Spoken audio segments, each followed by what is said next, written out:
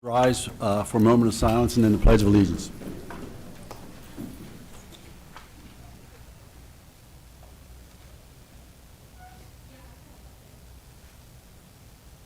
I pledge allegiance to the flag of the United States of America and to the republic for which it stands, one nation, under God, indivisible, with liberty and justice for all.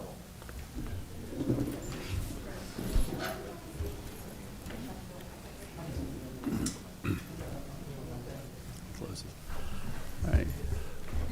Welcome, everybody in attendance and those that may be watching online. Jill, can you please do the roll call? Ms. Dottervey. Here. Mr. Fox. Here. Ms. Guilford. Here. Mr. Hoffman. Here. Ms. Metzler, sorry. Here. Mr. Norris. Here. Mr. Rossi. Here. Mr. Trout. Here. 8 present, 0 absent. All right, thank you. This time we open up to visitors' comments. These are for agenda items only, so if you have a comment on the agenda, please feel free to come down, state your name and your municipality.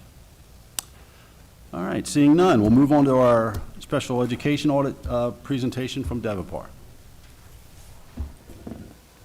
Good evening, everyone. It's very nice to see you all. My name is Sue Sneath, and I'm the Vice President of Devapar, and I was the manager of the Student Services and Special Education Review. So I'd like to kind of go over some of the big highlights of the review with you tonight. And of course, at the end, if there are any questions, I'll be happy to try to answer them as we go. So the team that worked on the review, the direct team, was Ms. Wanda Suarez. She's an educational consultant with us, and then Dr. Sherry Durr, who's also an educational consultant with us. Both have extensive special education background. Both have done audits for the state of Pennsylvania for PDE, and so they were the likely choice for our team. And then I managed it and worked with them on recommendations and those kinds of things. So the overall purpose, as we understood it, was that the overall purpose of the Student Services and Special Education analysis is to ensure that the students of Octorara Area School District are receiving supports that will foster their success in school, to determine if student services systems are compliant with current Pennsylvania state mandates, and to provide overall services in the most efficient and financially responsible manner possible. So with that in mind, I highlighted the process, which entailed a lot of document review, one-to-one interviews, site visits, group discussions, and a structured PDE mandate review. These are the areas that we covered. I'm not going to list them all, but we really took a comprehensive look at student services overall and special education overall as well. So the overall commendations from our team really kind of dealt with the processes of special education. One of the first things that we noticed was your Act 16, which is your October 1 collection. The processes around that process are strongly in place and implemented with fidelity and with compliance. We also saw that you are utilizing approved private schools in a strong way. So in other words, students that require to be educated outside of the school district, you're utilizing approved private schools as much as possible, which helps the district financially. There are comprehensive special ed services at every level. Now with the reconfiguration, you see that there are services at the primary school, the intermediate school, the middle school, and the high school. In the 24-25 school year, the district secured the contingency funds of $139,462. The school nursing ratios are within guidelines established by 1402 of PA School Code. The K-12 guidance plan, Act 339, is clear and in place. And a new system has been implemented. It's called Smart Futures, to increase the performance of the district in career benchmarks at all levels. The overall recommendations from the review really kind of center around organization. That's the best way I can put it. So one of the recommendations in the area of special education leadership is to consider the reorganization of district level leadership to reduce redundancies in special education oversight and support at the building level. We also saw that distributing some LEA leadership responsibilities to the building level and stress the importance of LEA representation in all mandatory meetings to reduce the need for central office LEA to support in the building level meetings. But we also saw that, and we know the time that it takes for building level leadership to be a part of these mandated meetings is very, very difficult, in addition to running the teaching and learning of the schools. So perhaps some kind of reorganization of the use of people at the district level and at the building level might be something that would be very helpful to the school district. And then we always want to make sure that all board policy related to special education services are up to date and they're reviewed annually.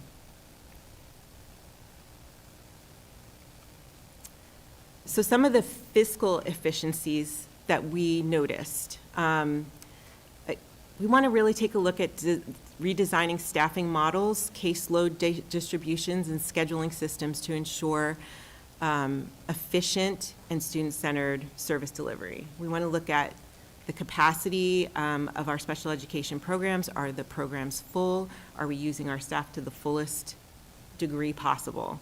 We want to improve the access billing processes within the district. We want to ensure consistency with securing contingency funds. We want to strengthen the partnership between special education and the business department for collaborative budgeting. And then strengthen the consistency for establishing the need for para-educator support. In the area of specialized transportation, we want to explore expanding shared services with other school districts for low ridership runs, to review how bus monitors are being assigned and analyze the effectiveness of the cost of these positions, and then to review the coordination of specialized transportation services during the IEP process through the request to add a student. So we want to make sure that just because a student has an IEP doesn't always mean that they need specialized transportation. So we want to be sure that through the IEP process, we're able to communicate that well. And then specifically with access billing, with the change in personnel in the business office, the special education department, and leadership, there has been renewed attention on ensuring that the district accesses all monies available to you. So our recommendations for access billing is to create a process to track the time and to bill for school psychologist services, para-educator services focused on transporting students, feeding students, and toileting students, and eligible related services. Access billable opportunities with specialized transportation. We have those opportunities, and we want to make sure that we are charting the time and accessing as many funds as we're eligible for. And then we want to create a process to monitor access trends. So an example of this is that a low estimate of total reimbursements based on special education student enrollment for a district this size, 23-24, is approximately $300,000 a year. Last year, the district was reimbursed $42,000 from what we could see in the budget. So when we think about special education, we know that special education it's just a crucial need for our children, and you do a great job. You have dedicated personnel. The services, children are happy, they're included, and those are the things that we really want to look for and we're happy to see. The hard part about special education is the cost to the district and the community. It's expensive. And we have to make sure that we have as many services as possible for students, and that we are using the least restrictive environment as much as we possibly can. So some of the thoughts that we had as we finished overall was that we want to continue to build the leadership capacity for supporting special education programming and reduce inefficiencies as much as possible. We want to consistently implement special education processes and procedures across levels, and we want to continue to develop the capacity to serve special education students in the least restrictive environment through strategic professional development. want to thank you all so much for the opportunity to work with your people and your students. We will see you again next week talking about charter schools. But it's been such a pleasure to work in this community, and we are really happy with what we see. And we're just here to continue looking at from a higher vantage point of things that might be done to assist you in moving forward. So any questions? Yeah, I had one. If, going forward, is there support that you folks are able to provide if needed in furthering detailed recommendations for the administration as we go take some of these steps into action? Sure, Yeah. if that's something Yeah. that's needed, so we Yeah. call that technical assistance, and we'd be happy to provide it. So the people that would provide the technical assistance would be a Wanda Suarez and a Sherry Durr, so she could work collaboratively across the board, from teachers all the way to leadership in the area of student services. Super. Thank you. Sure.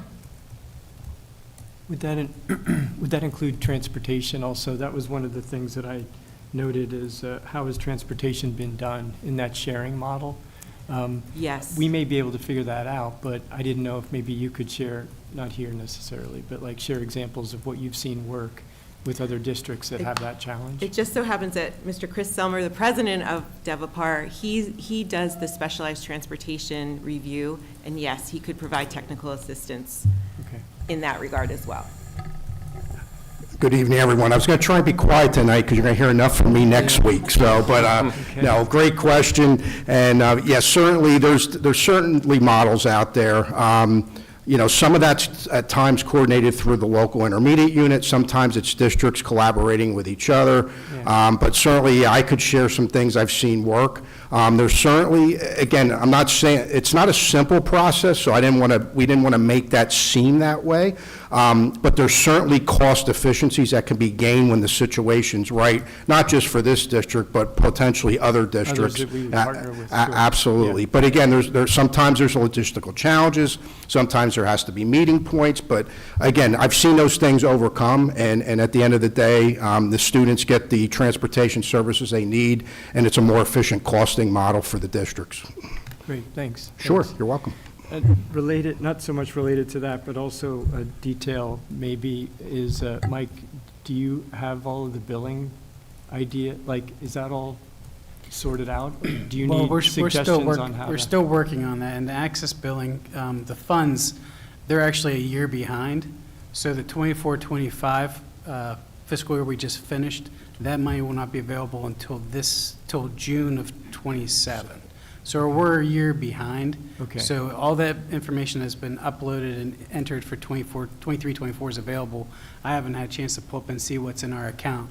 But when we finish our 24-25, that should dramatically, increase Catch the up. amount of money. Yeah. Plus, it also depends on how many billable occurrences as well, and also whether the IEP has certain items in there and there's this sign-off and that they're Medicare eligible. Okay. So there's a lot of pieces to work Yeah, with because access. that bullet looks like we were leaving money on the table. Well, A lot of money on right. the table. Well, As a but it also, percentage, like right, a it lot. also depends on the snapshot, when their random moment time study, Yeah.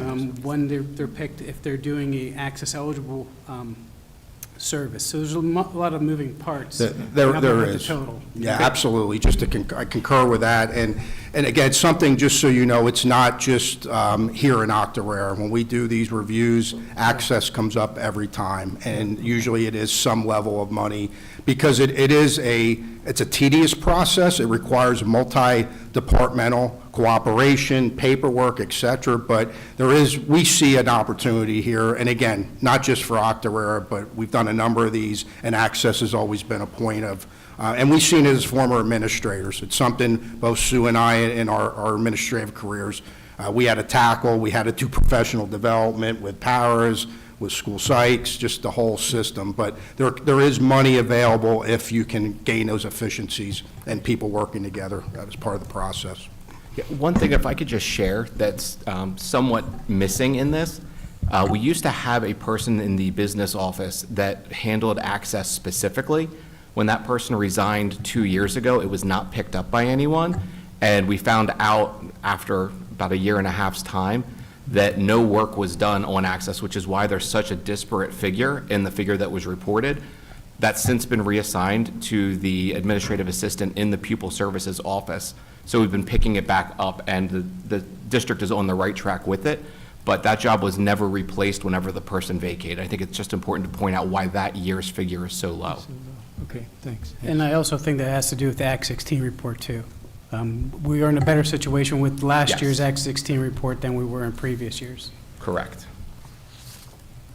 Well, it's good, just to close, thank you very much, because you've given us some things that we need to work on, but I did like at the end of your presentation that you said that our students' needs are well met. So that I appreciated hearing, as we've got some things we have to work on, but your closing statement where you said the students are happy, students' needs are being met, maybe need to reorganize some things a little bit and track some money a little bit better, but that outcome is what we're looking forward to. Exactly. Thank you. Thank you so Thanks. much. Thanks. I have Yeah. one little question.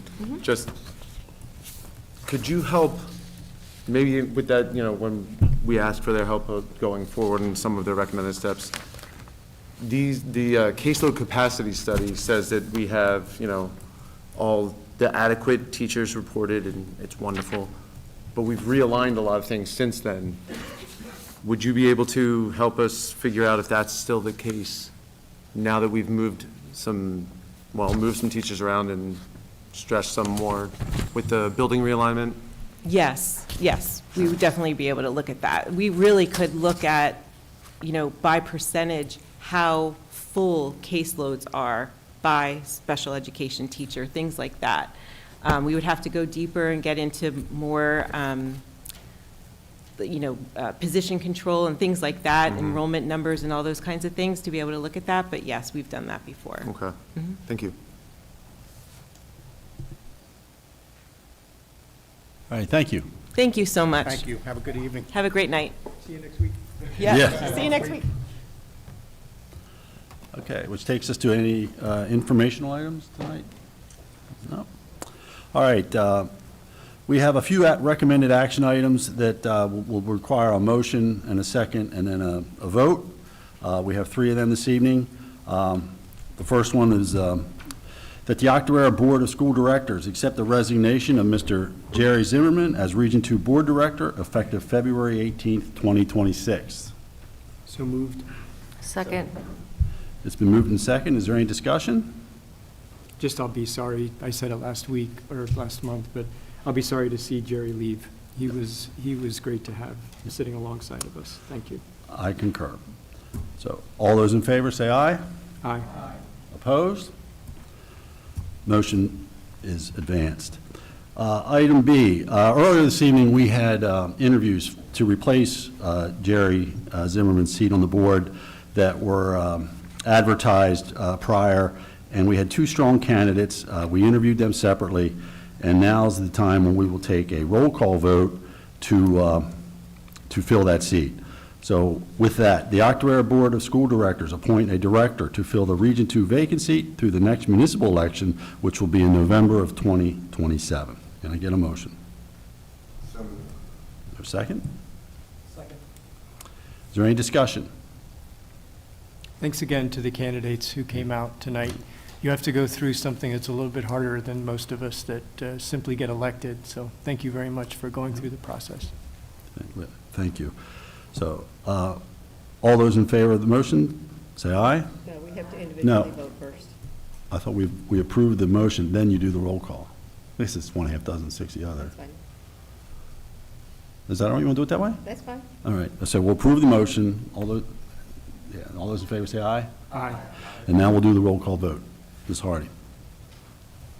Ms. Metzler, and you're just going to give me the name of the person that you want. Danielle Peck. Mr. Hoffman. Danielle. I'm sorry? Danielle. Thank you. Ms. Guilford. Mr. Norris. Danielle. Mr. Trotty. Danielle. Ms. Dottery.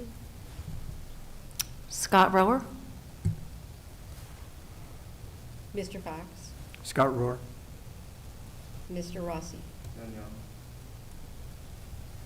7 for Danielle, 6 for Danielle Peck, 2 for Scott Ross. All right. Thank you, Danielle. Welcome to the board. Ms. Harding will fill you in with the If you'll see me before you go, I'll swearing in process and all that's going forward. So thank you very much. All right, item C, that the Octorara Board of School Directors approve the revised solution to resolution to request a public school facility improvement grant for $5 million from the Commonwealth Finance Authority to be used for upgrades to the HVAC, chiller plant, and electrical upgrades for the Octorara Middle School. The original resolution was approved February 17th of this past year. May I get a motion? So moved? Is there any discussion? Hearing none, all those in favor say aye. Aye. Opposed? Motion passes. All right, the following items will be on the agenda for next week's meeting. I will read them. The letter A, that the Octorara Board of School Directors approve the consulting agreement with Educational Leadership Consulting for board directors' professional development at a cost of $2,900. B, that the Octorara Board of School Directors approve the 26-27 school calendar. And at this time, I'm going to ask Sean to give us a brief update on the process, the complexity that this year did as versus some of the other years in the past, for the new folks on the board as well as the public. Sure, happy to do so. So one, I'll say there's no perfect school calendar. It's near impossible to satisfy all the wants and wishes within a regular school calendar. You'll notice at the top, if you have a copy, that this is number 4, version 4 of the process that we took. And again, trying to navigate around the traditions and history of when time was given off and when time was in session, trying to meet school code requirements, which are the number of hours or days in a school year. And then working through a committee, which we held a small committee of teachers, support staff, administrators, largely supported by Jill in drawing up multiple drafts of this for consideration and going through a very iterative process where sharing feedback, collecting ideas, going back to new drafts, things like that.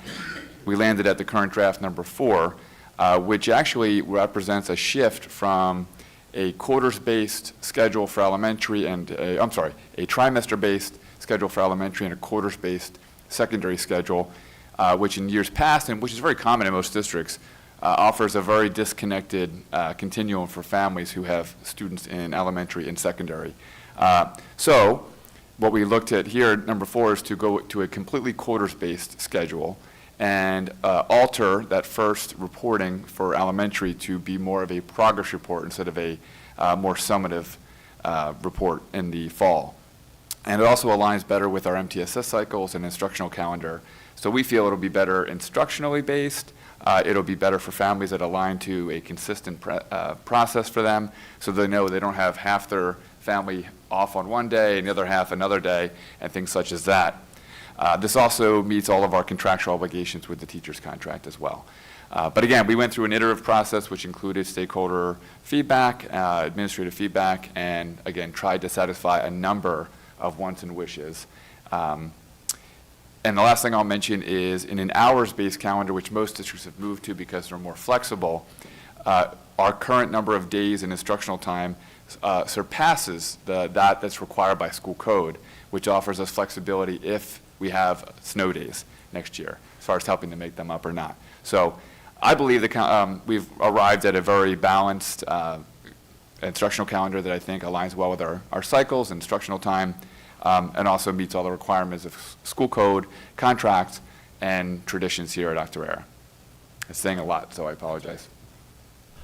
This is where Sam would have reminded you briefly. Yeah. Sorry. No brevity I couldn't there. resist. No brevity there. Thank you. Letter C, that the Octorara Board of School Directors approve a compensated professional leave, non-medical sabbatical for Mr. Donald Barrett for the first semester of the 26-27 school year. Mr. Barrett is a learning support teacher at the PLC.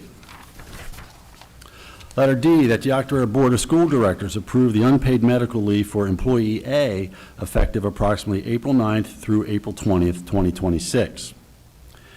Letter E, that the Octorara Board of School Directors accept the $500 donation from ServEquip to the Octorara Intermediate School for third grade indoor recess games. Letter F, that the Octorara Board of School Directors approve the Literature Club Student Activity Club at the Octorara Area High School. Moving on to resignation approvals, letter G, that the Octorara Board of School Directors accept the resignation of Ms. Patricia Sullivan as a food service employee effective February 17th, 2026. She was hired January 20th, 2026.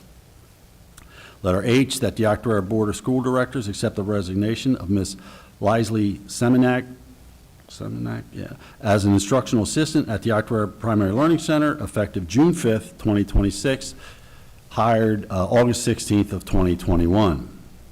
Under hiring approvals, letter I, that the Octorara Board of School Directors approve Ms. Gretchen Bartram as a food service employee effective to be determined pending completion of employee-related documents required by law in the district.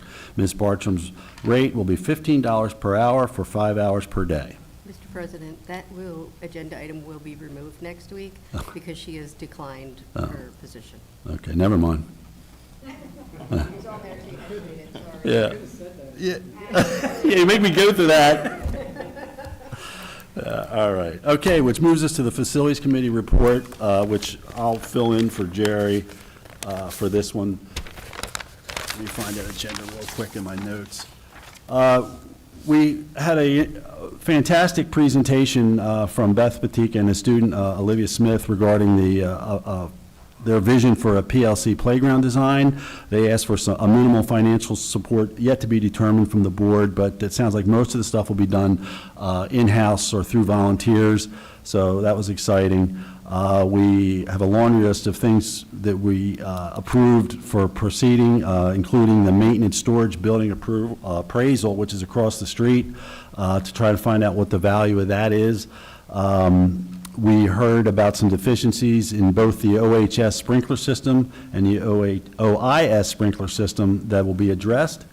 We have a presentation, or I'm sorry, a proposal to do the gym at the high school to air duct cleaning, the middle school, some window glass replacement, a radiator installation in the middle school, the PLC, long-awaited PLC chiller upgrade will be done 16th of March was when we'll sign off on that. And we also discussed the administration looking to do an electrician position instead of subbing out. That way we'd have somebody on our own staff, so we authorized them to look into that with a job description and posting. We also discussed the potential for an obsolete equipment auction, which is a process that schools have to do if they decide to jettison some equipment, various things that we don't use anymore. The maintenance staff under Jim has decided that they can do the softball, baseball, skinning that as part of the field improvements going forward, that we can do that in-house and save some money on that. We discussed the resolution for the facility improvement grants. We'll be applying for 3 $5 million grants to do the OMS boiler, some electrical work, and the HVAC stuff. Continued discussion and consideration for feasibility study, priority areas, and associated funding needs. And that was it. Whew. We got a lot in that brief time. Can I just clarify, when you say playground design, it might sound like a new playground, but it's playground surface? Is that what Yeah. Surfacing and artwork. Surfacing and artwork design being painted on like Yes. the blacktop Yep. at the PLC? Good point. Yeah. All right. Thank you. Takes us to other items and concerns. I actually have one, and I know, Mike, this is before you. I was hoping, when we did the most recent bus contract, it was on the heels of COVID, and I remember there was discussion about days because there was runs missed and all that other stuff. And I was just wondering if you can confirm that since we started to implement FID days, that process, as far as payouts, are the bus drivers getting paid for those runs, those types of things. So I don't mean to catch you cold with that, but. No problem. Yeah. I do not know if they pay their bus drivers for school days or FID days, and I'll have to check that Yeah. contract, and I can get back to you on Yep, that. I appreciate it, thank you. Which takes us to visitors' comments in general. So if anybody has any visitors' comments in general, to come down, state one of your names and your municipality.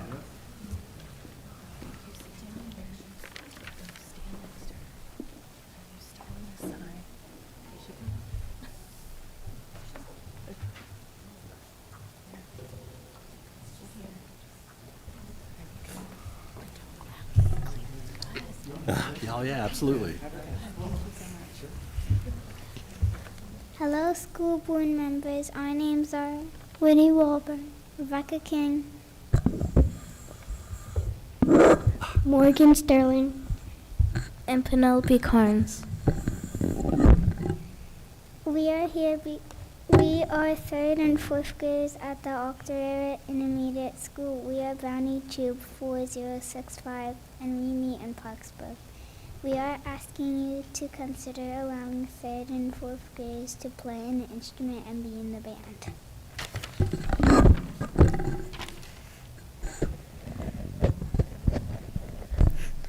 This year, the third and fourth grades were moved to the OIS, where learning to play an instrument starts.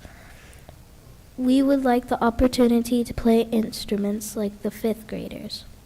Studies show that playing an instrument strengthens your brain functions and helps you improve your mental health, making you happier. Please consider allowing all OIS students to learn how to play an instrument. Thank you for your time. Thank you. Thank you.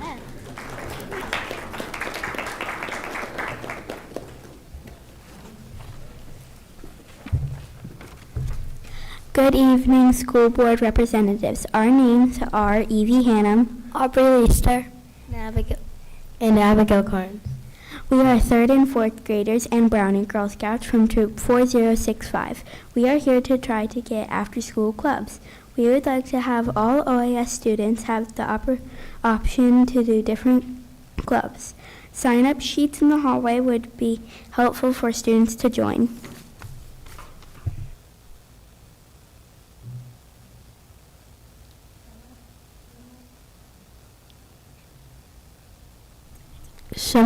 Some ideas of clubs include bracelet making, hairstyling, dance, physical fitness, crafting, kindness club, and football club.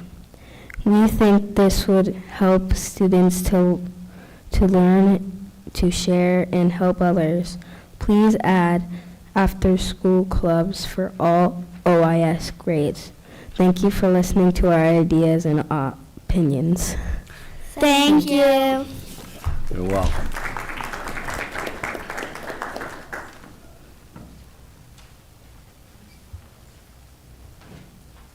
Anybody possibly want to follow that? I'm going to give it a shot. I do want to say I appreciate your presentation, really well played out. I like that. Instruments. So who's going to play what? That's a good thing for us to know.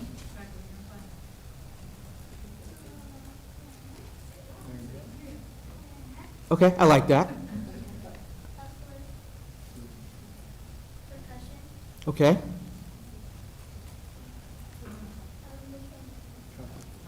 Trombone. Trumpet? Trombone. All right. Awesome. Yeah. That that's is great. good, yeah. I think you guys sound good making music together. Yeah. Thank you. Okay, which leads us to administrator comments and announcements. I will go first. Good evening, everyone. First of all, congratulations to our third and fourth grade Girl Scouts. You were very persuasive. I love the after-school club idea. I also love the band idea. So maybe we can have some more conversation about that. I want to thank ServEquip for their proposed donation to the intermediate school. This was initiated by a parent of one of our third graders who works for ServEquip, and the indoor recess games if the board approves the donation, would be greatly appreciated. I know, because we've had a lot of indoor recess this winter, and our indoor recess games are very well used. So that would be very much appreciated. Thank you. And our K-5 Spring Literacy Night is this Thursday, March 12th. I'm very excited to say that our elementary reading team has partnered with the Parksburg Point, and we have been working together to plan an evening of literacy activities, raffle giveaways, some refreshments, all in celebration of reading and family reading together. Our theme this year is Read Your Way to the Point. Students had a reading incentive. They had to read so many books or so many pages to find their way to the point. It is being held at the point, but any student in the district in grades kindergarten through 5th grade is eligible to attend. You don't have to be registered with the point to go. Students who complete the reading incentive, if they bring their reading incentive with them completed, they get an extra raffle ticket at the door. Every student will get a free book, and hopefully a lot of good times will be had by everybody who attends. So we hope to see you there. It's Thursday, March 12th at the Point, starting at 7:15. Thank you. Good evening, everybody. I just have a couple of announcements and then just a comment. Spring sports have started, but we still have a winter sport still taking place, as we have basketball still in the playoffs, state playoffs tomorrow night. They won their first round game this past weekend against Frankfort High School. They play Springfield Delco tomorrow evening. Coatesville is hosting the game. Tickets obviously on sale. They start at 7:30 p.m. tomorrow night. It's tip-off, I believe. So just another kudos to Coach Lambert and the team as they continue on their quest. Also, a big shout-out to Ella Tufert as she placed 6th in the state of Pennsylvania in her weight class for wrestling. What a tremendous accomplishment for her. And then just a comment. I had the fortune of being able to sit with Dr. Dukevich. I won't speak for him. I'll let him speak to this too, on Thursday evening for our musical production of Into the Woods. And I say this every year, but I mean it every year. Our kids just exceed expectations every time. The production was first rate. The voices were spectacular. The acting was great. I can't say enough about our students and the time and the effort that they put in. Not just those that were performing, but the crew. The set was amazing. The lighting. We did have some technical difficulties, as you may have heard on Saturday's performance in the evening with the sound system. We're looking into that.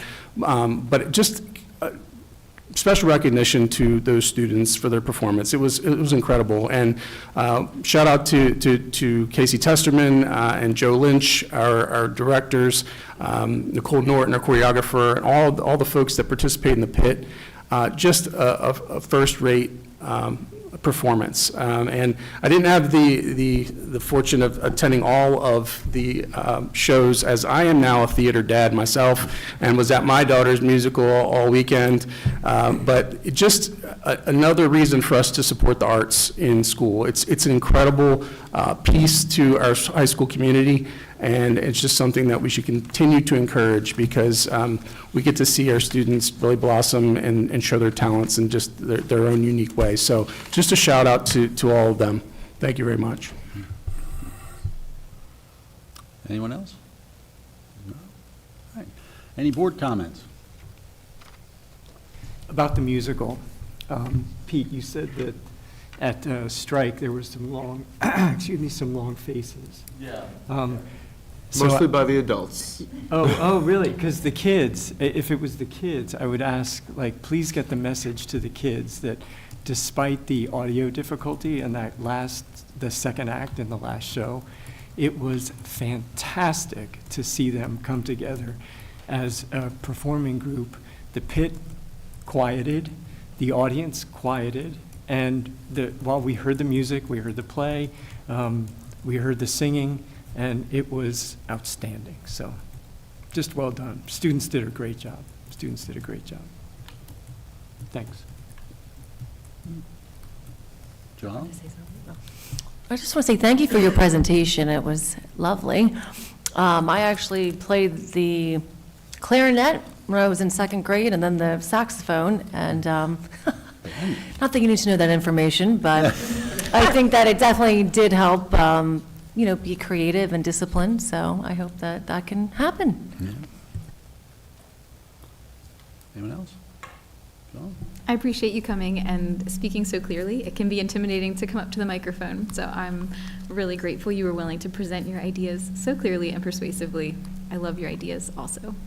The musical was incredible. I would echo, I think the cast and crew and everyone just shone even brighter, overcoming that, and the show went on, and I think that was a huge testament to just the caliber of performers that they were to take that in stride. So well done, the musical.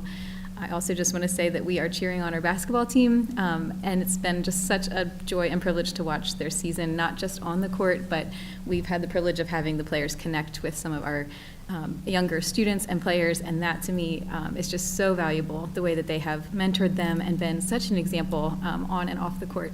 So we've loved cheering them on tomorrow. Thank you to them. Anyone else? I had the privilege, along with Mike, Carrie, and Donna, to sit on an AI workshop last week at the high school that Jen Watson and Adam Udell and Mr. Proper put together, Dr. Proper, excuse me, put together for us. And there was 12, 14 students, the staff, and we participated in a morning's discussion on the importance of AI, the relevance of it, whether it should or shouldn't be, and to what extent be part of public education in general. And I'm sure I speak for the rest of the group that was there. So much of what we deal with is not pleasant. Budgets and personnel and all those things, policy. It was so nice to be in a room with students that were brilliant. I mean brilliant.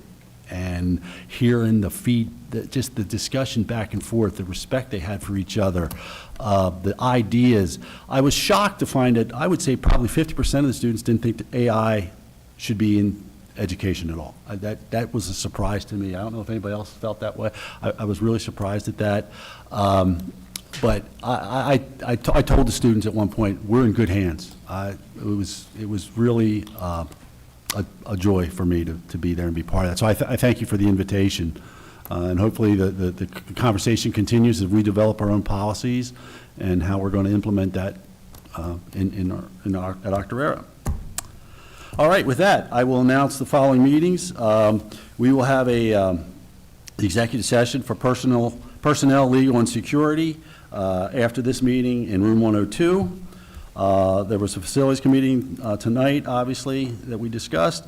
Policy Finance Committee meeting will be next Monday, 6 o'clock here. A reminder that, were you clearing your throat to tell me something? No? Okay. I kind of thought so too. A reminder that the IU reps will be joining us for a discussion about their budget at that meeting. The next regularly scheduled board meeting will be Monday, March 16th, 7 o'clock here. And the Education Committee meeting will be Monday, March 23rd at 6 o'clock up at the middle school hub. With that, I need a motion for an adjournment. Is there a second? Second. All those in favor? Opposed? Meeting's adjourned. Thank you.